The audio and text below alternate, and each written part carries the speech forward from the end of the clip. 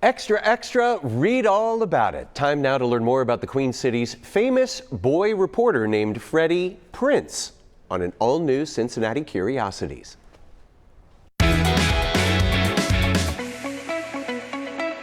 From Jimmy Olsen to Tintin, the boy reporter is a mainstay of juvenile fiction. From 1960 to 1920, Cincinnatians followed the regular dispatches of our own homegrown boy reporter.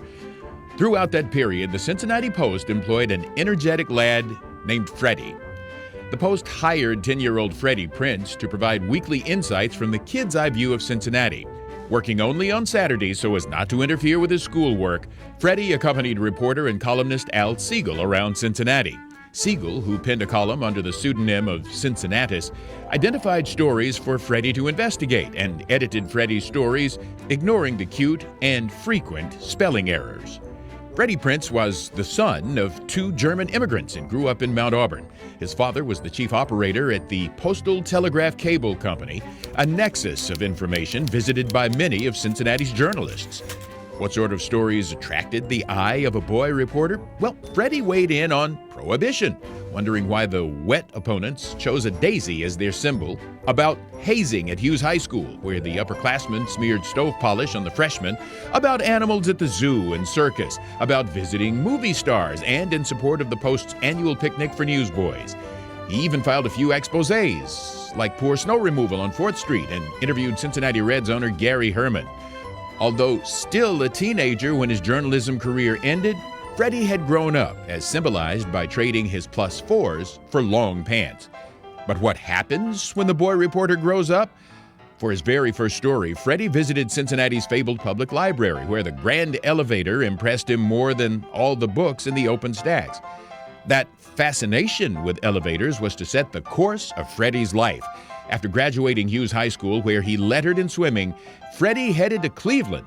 There he got into elevators in a big way, first as an installer, then as a salesman, and finally as the owner of a Dayton-based elevator company.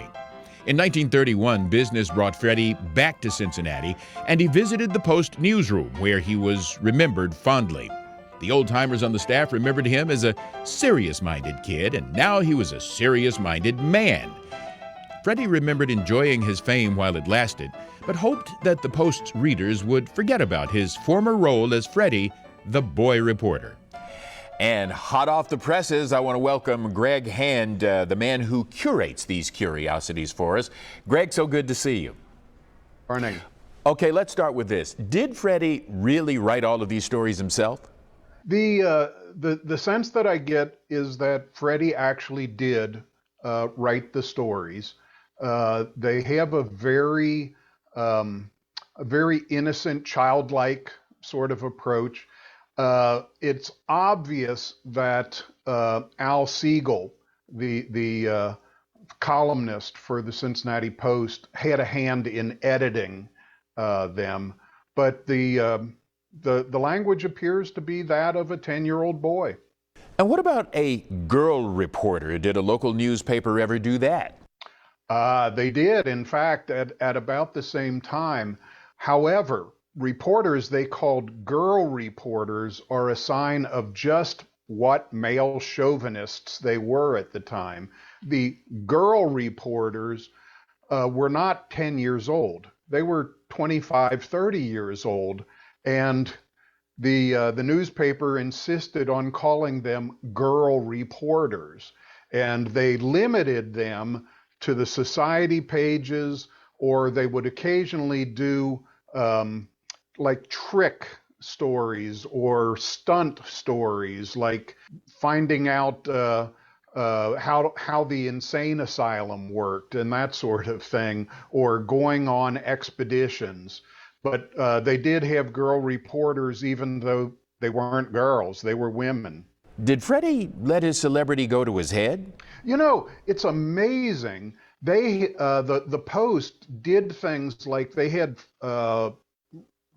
Freddy Printz Day at the Reds ballpark. They had Freddy Printz Day at the zoo. They had Freddie as like the star performer for the annual Newsboys picnic and everything.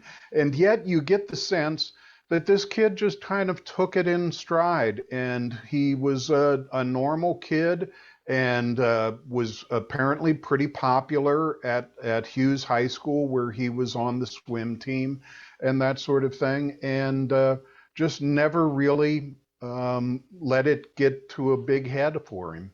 All right, Greg, thanks so much. As always, glad to have you on the show.